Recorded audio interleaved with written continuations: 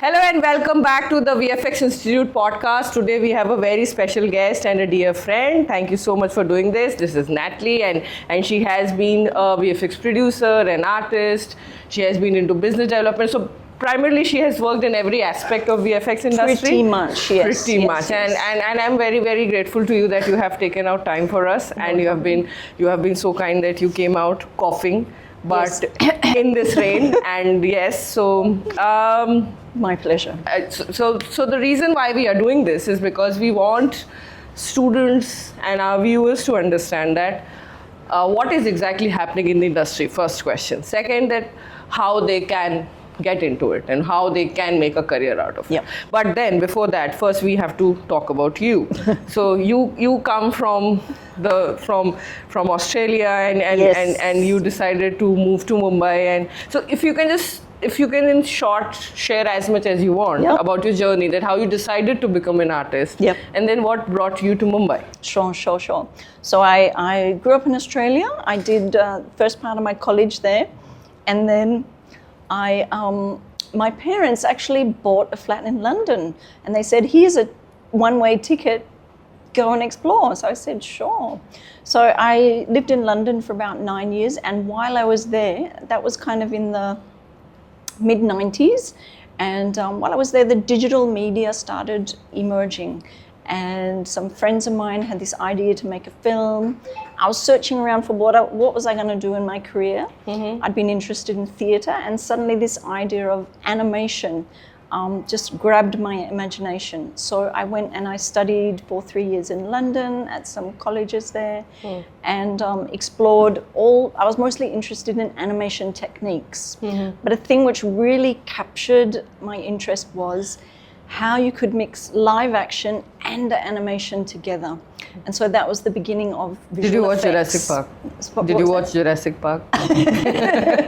No, actually, I watched a lot of independent animation, and so all sorts of beautiful techniques. And one day I saw something where someone had done painting over live action, so that it was a kind of rotoscoping actually, but rotoscoping with different colors. And I was just like, wow, that looks amazing. And I thought you could do some amazing, fantastic things with that. Mm-hmm.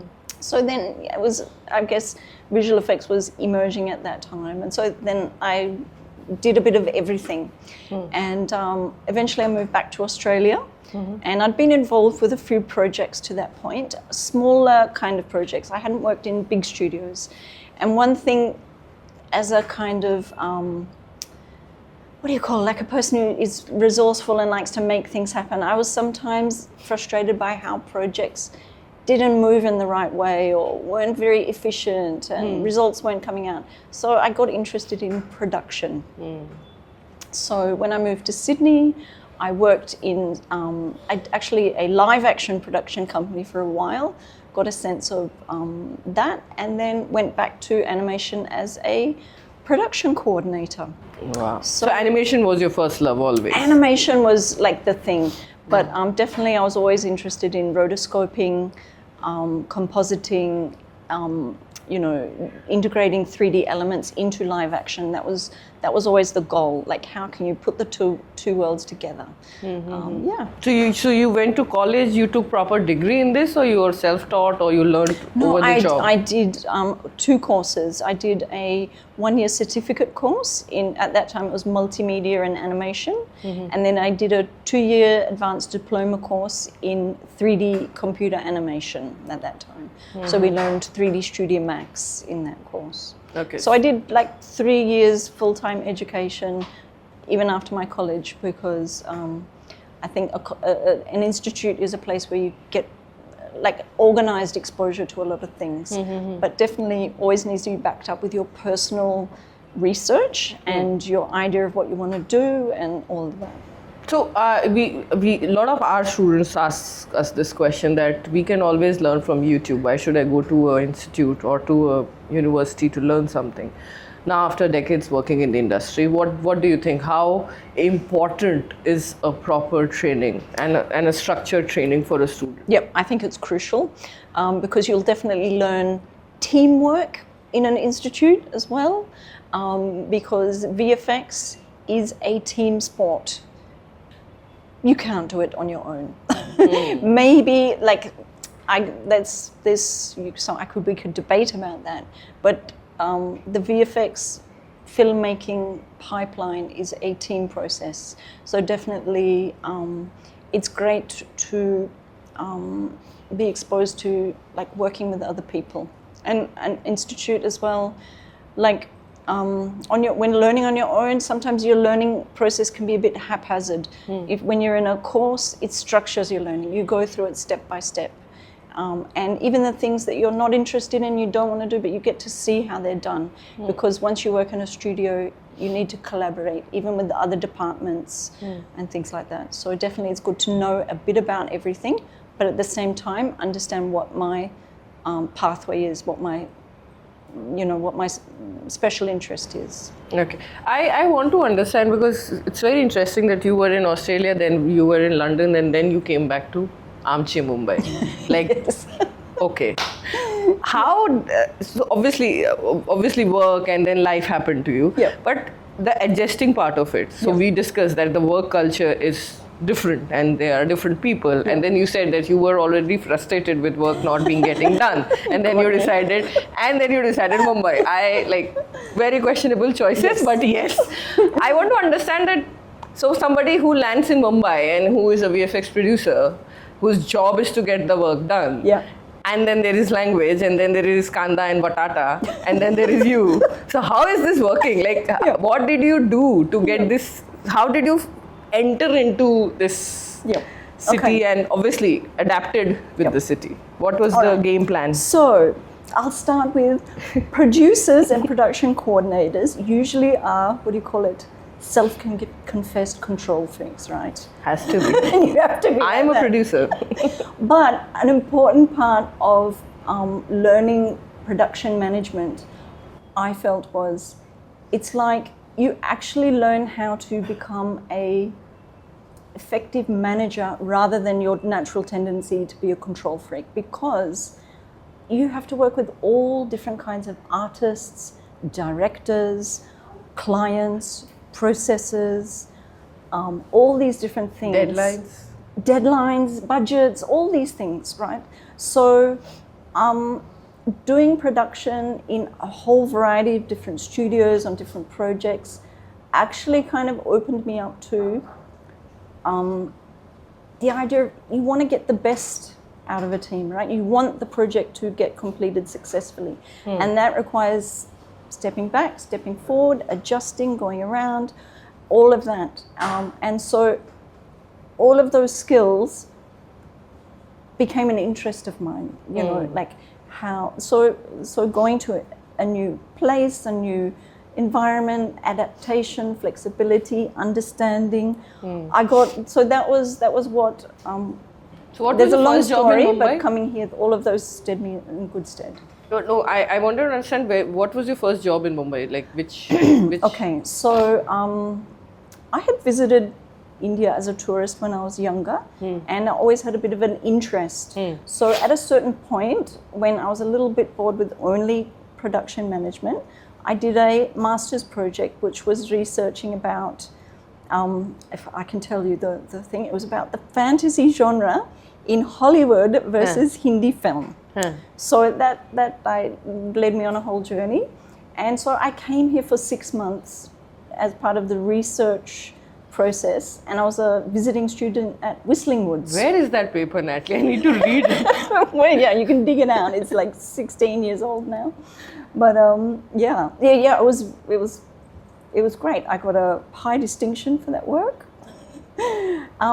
So in that time, I accidentally met my future husband. You know, so things just happen sometimes. Marathi manus are cute. I know that. I know that. So that just kind of, you know, blew all my plans in a different direction. So I didn't have a first job for quite a while. I didn't actually work as a job in Mumbai till 2018. Okay. But that journey started from there. So he's a director, and so I worked with him on a few of his films. So that was just amazing experience going on set, doing all different things. His first project was a Marathi film, then it was a Hindi film. So we went to Kulu Manali, we hired actors from Australia, we tried all sorts of things. The films flopped, but it was... At least made. Yeah. So that was, again, as a VFX person, it just expanded my knowledge about filmmaking, of which VFX is a part. So you are somebody who is always game to try. You will always suggest students, please try. Yep. Do whatever comes to your way, right? Yep. And nothing is a failure, nothing is a waste if you keep growing and learning from it. Correct. So did that for quite a few years, and then eventually, once we had got married and I got my proper working permissions, don't mention about the rest of it. Then I got a real job, and I worked at DNEG in Mumbai. Okay. Yeah. So then you went back to a proper corporate setup, and then you again were part of the corporate structure, and so now you are working in DNEG in Mumbai, and you are going back to a proper corporate life after quite a long span. Right? In between, I used to go back and do some contracts. Like for about 4 years, I worked on and off at Weta Digital, as it was called then. Now they rebranded as Weta FX. So I worked on the final Hobbit film. I worked on a few other films at Weta while I was there. Worked with some of the amazing supervisors, amazing artists in the animation department. So that was, I kept the experience going even through that whole period. So you didn't stop, you kept doing something or other. So I want to ask you one question. So when you go back into a corporate structure after a long time, because obviously you have been in this habit of freelancing and picking what you like, right? What helps the most? So if there is a fresher who is starting his or her career in the industry and they are going into this huge company where there are 100 of artists sitting, and then there is a supervisor, then there is a boss, and then there is a timeline. It's overwhelming. A student gets overwhelmed. Oh my God, this is too much to deal with, right? What is the one important skill set which an artist should have to maneuver in this sort of a structure? I think you've got to have your own game plan, basically. Like, as a fresher, there's a few different departments that you could start in, but you've got to know where you want to go. And it's okay if you don't know the answer to it, but you've got to know what you need to know to be able to understand it. And then you've just got to put the hard yards in as well, to begin with. So I would recommend that once a person finds that first job, you've got to stick with it for a while, until you look around and see what else is happening in the studio, start understanding the whole process. And that's not an overnight thing. I think if you get a job, stick with it for a year or two if you can. It's a very unstable industry these days, but I think that's the most important thing. Keep your eyes open for what's happening in the whole process, and work out, where you want to go if you don't know already, like what you want to do. Yeah. So again, in corporate structures, there are two kind of people. One is you and me who do everything. We want to do everything. We learn everything and we do everything, right? Yeah. Then there is another set of people who say, no, I'll only do rotoscopy, or I'll only do paint, or I'll only do compositing. Or then there is a generalist who is also doing CG and everything else, right? Yeah. In the coming world, in the world we are going to live in with AI, that's a separate conversation altogether. Yes. I want to ask you that how important is for a fresher, for somebody who's starting in, or somebody with just 1 or 2 years of experience, how important is for that person to be open to new avenues, Yeah. You can not only be a rotoscoping guy for a very long time, unless until you don't want to. So what do you suggest? Should we try to learn as much as possible? Absolutely. Or we should just focus on one skill set? I guess what you just kind of prompted the answer there. There's two ways to go about it. One is you just learn the skill set, whatever you're doing, like whatever's coming in front. If you've got a job, whatever's in front of you, just learning everything from the day-to-day, what you're doing, which is also valuable because no matter where AI goes, for example, you still have to know the principles. AI only does, I guess the thing about AI is it can take the learning from lots of different experiences, but still you have to have an eye, and that eye will develop by excelling in your craft and just doing your day to day. But of course, it's always good as well to research your own industry, right? So I don't like you. So I'll tell you why I asked this question. So 10 years ago, it was okay to be just a roto artist or just to be a compositor. Yeah. Now it is not. Now whenever you go to any job, because we see a lot of job interviews and a lot of job requirements, you should know at least 5 AI tools. You should also know this. You should also. Then they also ask, have you done production? Can you do? How good are you with Excel sheets? And the student is like, why is he asking me all these questions? I tell them because they expect you to know everything. Not necessarily the first day they are going to ask you to do everything, but they expect people who know a little bit of everything, But it is overwhelming for a student. With AI into the picture, a lot of this has been a very big conversation in the industry, that is AI going to take away jobs? Are artists going to be redundant? Somebody being licensing with a lot of international brands and working in India and have been working in India, do you see this happening, that jobs are going to be taken away because of AI? Is that the case? Jobs will change, that's for sure, because definitely the industry keeps evolving anyway.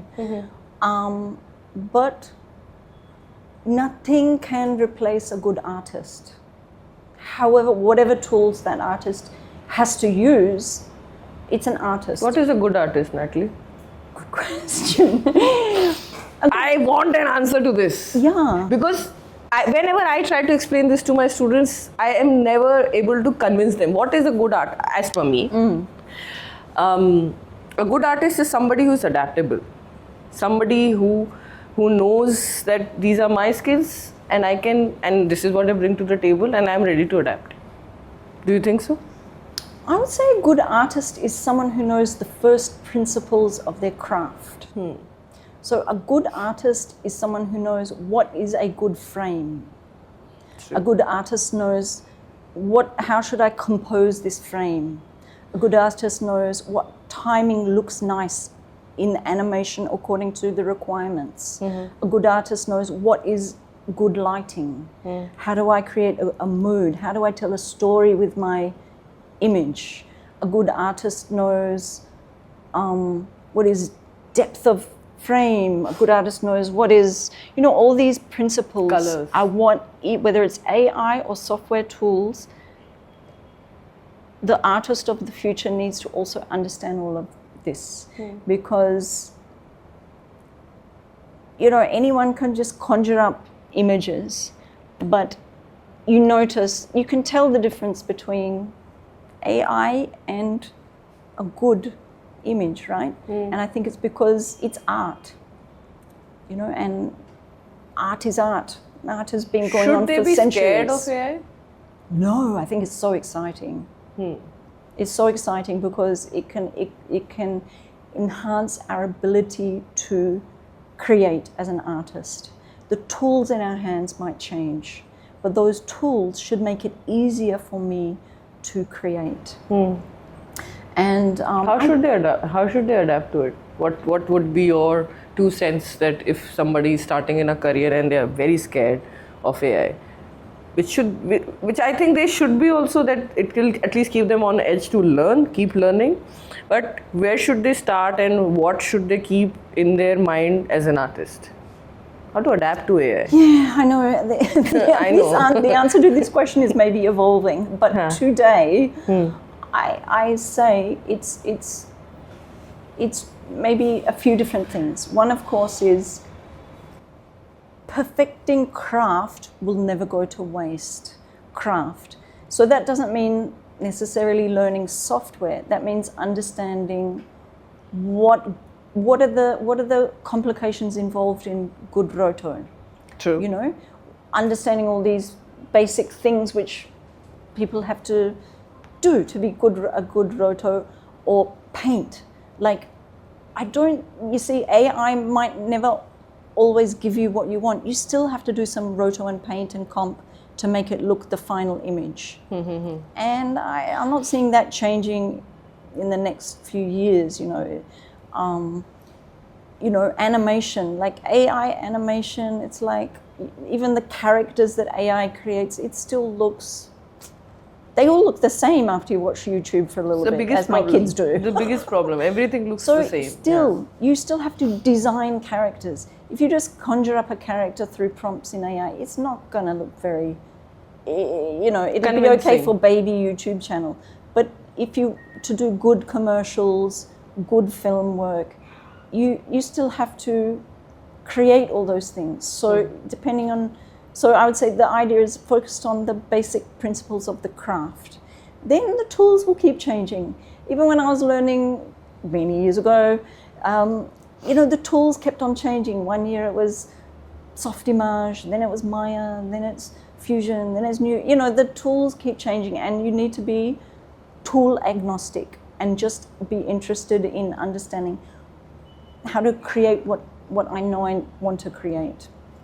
And I mean, as an artist, it doesn't mean, like you and me, you don't have to do everything. True. But at least you should know your interest. Like if you're really interested in paint work, for instance, then if you focus on learning that craft, then however the tools change, you'll be thinking about how can I do that faster. You have to look for your calling. You have to look for your calling. So now that you also you also hire a lot of people. I wanted to understand that if somebody wants to go and work in Australia right now, or in New Zealand, or in Sydney, or in Canada, how different is the international market from the domestic market in terms of hiring? I don't hire anymore, but I've been involved and I've worked in all different studios. So basically, if you want to work overseas, then that's a big jump, and you can't do that immediately. You have to get to quite a senior place in your career before you can do that generally. So that would mean you've got to have cool shows on your portfolio. So you would want to target jobs at studios here in India who get cool projects. That would be the most basic thing. Like if you want to be very strategic about it, you got to get cool projects on your reel and international projects. So in India, there's a variety of studios who do domestic stuff, or they do international work. There's studios who do full CG. There's studios who only focus on roto paint type stuff. So you've got to target studios who match the kind of profile you want to have in the future. So networking is also an important aspect of this job? Yeah. Again, you've got to just target the right people. But generally, if LinkedIn, if you just talk to people on LinkedIn and there's a kind of match, like people might reply to you, So yeah, there's no harm in keeping people aware of your profile who might be in a hiring position at studios, for sure. Like I'm not in a hiring position, and I get people asking me all sorts of things, and I generally reply. I might be a bit slow, but I'll always reply. And I think, HR people also want to stay in touch with artists, right? So yeah, and they like to build their network, and so you connect with them, and then it's benefiting everyone. Okay, so I will ask you this question, which is very important for us as an institute. That so just imagine that there's a girl sitting in a small town, and she has decided that she wants to become a VFX artist, and she has chosen that she will start from roto. She'll start from the scratch. She does not know anything about VFX. Her family does not know anything about VFX.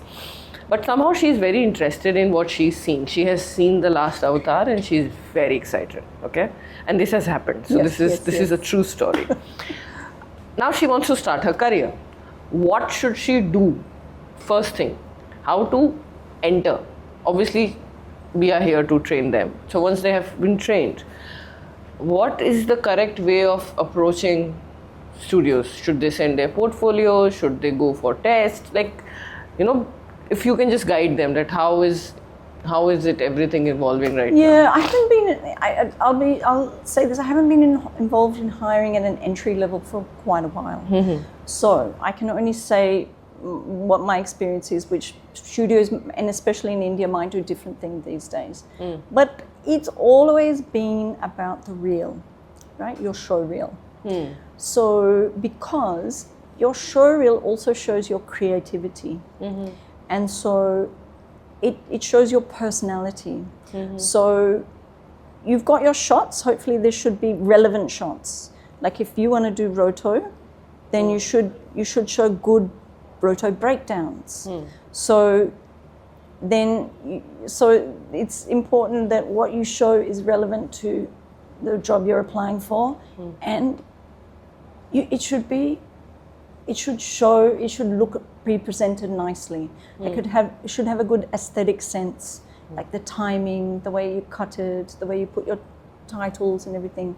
It doesn't have to be like artistic or whatever, but it should really present well, and that shows that you understand the department that you're trying to go into. Like if you show a very general reel for a roto job, then it just seems like, oh, you don't understand the production process, you don't know. And there are studios who might take you on board at that, but I'm talking from my experience when I first looking for jobs, and I just had this reel of all general stuff. So I was like, no one knows where to place you. But if you've researched the job market and you know what you're applying for, and your reel does that, if there's jobs, you'll get one. True. So it has to be pointed well. Yeah, it's just got to be on target. So if you want to start in paint, show your paint shots with good breakdowns, show the work you did. So editing is a great skill to have at the beginning, so you can at least make your reels. Correct. Nicely. So you should know how to edit your reels. So let's wrap this now. So I want to understand that if just imagine that you're talking to a bunch of new artists and they are scared कि नौकरी चली जाएगी, ये हो जाएगा, वो हो जाएगा. What I've realized that they are not having fun. They are not watching movies. They are not watching breakdowns. They are not going and talking to mentors or seniors in the industry. Yes. They are holding it back, and they assume that the job will land. They expect the job to come. I don't think so in any industry in the world. The job comes, you have to go, right? So if you're talking to a bunch of newbies and you want to tell them that, this is how you should approach this, what would you suggest them how to start it from? As you're talking, I got an idea, because you see, people approach me and they say, oh, if you want to hire an artist, this is my reel and all this. But you know what? I just say, I don't hire. I'm not the person. But if someone approached me and says, hey, I'm starting out, I would really love some feedback on my reel. Can you take a look and tell me? I would reply. Do you get those emails? Do you get those messages? I just kept people asking me for work, I would say a better way about it is you can approach anyone online, right? True. On LinkedIn. No problem at all. If you ask them for their input and advice and feedback, that's a much more effective way at getting some feedback and connecting with people. And getting some real feedback from real people who know what exactly works there. Yep. And you've got to take the hard feedback as well. If someone tells you, look, this reel is not good enough, you're not going to get a job, ask them why. Tell me why. And then work on it. Don't give up just because someone says, nah, your reel's no good. Which also and again, I think VFX happened to me as well. It's very heartbreaking. I know, it is obviously. But you got to get through it. So I always tell my students that you have to be very receptive. You have to be open to the idea of feedback. Yes. And then you have to also talk to people who have been doing this for a longer period of time. They know a bit of thing about how to get this done. Yep. And then I think VFX is a lot of passion. If it is not driven by passion, it is not going to. They are not watching movies. I asked them that, do you watch movies? They are not watching movies. They are scared of sharing. If you ask them for their show, they're very scared of sharing. Because they are not confident of the work, which is okay, which you're just starting out. Yeah. But you should always ask people, right? So, Yep. so you can always write to Natalie and she will give you a feedback for sure. She's promising this on camera, so now she's stuck with us, and and then she will always, if whatever little time she has. I'm not. Of course, exactly. If you have time, please do. We'll try to send you some showreels and maybe you can give us a feedback or two. Right, Thank you so much for doing this with us. I hope people who have heard this will get some sort of an idea that how to crack this and how to enter the industry and how to survive also. Survival is also very important. Yeah, and it remains a very exciting field to be in. Nothing to be scared about AI at all. Yeah. So yeah. No, but I also wanted to. I never asked this question to any female. Yeah. But how exciting is the VFX industry for female? Very, because even just a couple of days ago, a studio who I'm working with told me very specifically, we have made sure that we have women on our leadership list. You know, we want, you know. So that the work gets done. Every studio loves to have women in their mix, right? Yeah. It doesn't. No one wants it to look like a boys' club because it is pretty much the same. but there are always girls. But here also, I keep asking, where are the girls? Why are they not coming? And several years ago, when I was at a meeting on behalf of the studio, at a meeting with the international Netflix teams, and they were considering like a kind of partnership. One of the questions they asked was, what is your female representation like? So women should be feeling very confident. They should be. Yes. Thank you so much. You're Thank you welcome. so much. I hope you had fun. Thank you. I did. Thank you.